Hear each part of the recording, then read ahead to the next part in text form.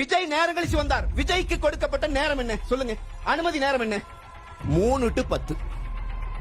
3 to 10 அனுமதி நேரம் கொடுத்தது யார்? காவல்துறை. 3ல இருந்து 10 வரைக்கும் அனுமதி கொடுத்தாச்சா?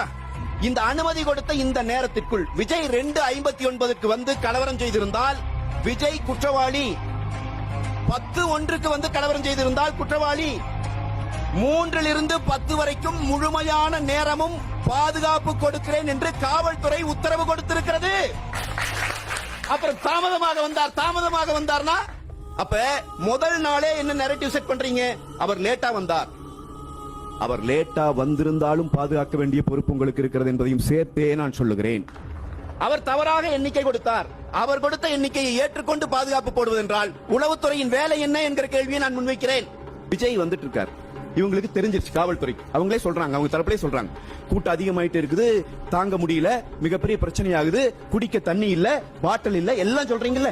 போலீஸ்க்கு தெரிஞ்சிருச்சுல, விஜய் உள்ளே வந்தால் இந்த இடத்துல பெரிய அளவுல பிரச்சனை ஆகும் தெரிஞ்சிருச்சுல. நாம என்ன வெளிப்படையா கேட்கிறோம்? நாமக்கல் இருந்து கரூர் வருகிற சாலையிலே விஜயை நிறுத்தி கைது செய்வதிலே உங்களுக்கு என்ன பிரச்சனை? நீங்க என்ன பதில் சொல்றீங்க? அதுக்கு நாங்க கைது செய்து கூட்டம் நடக்கலைனா திமுக பயந்துருச்சு, அரசாங்க விஜயை பார்த்து பயந்துருச்சுன்னு விமர்சிப்பீங்க.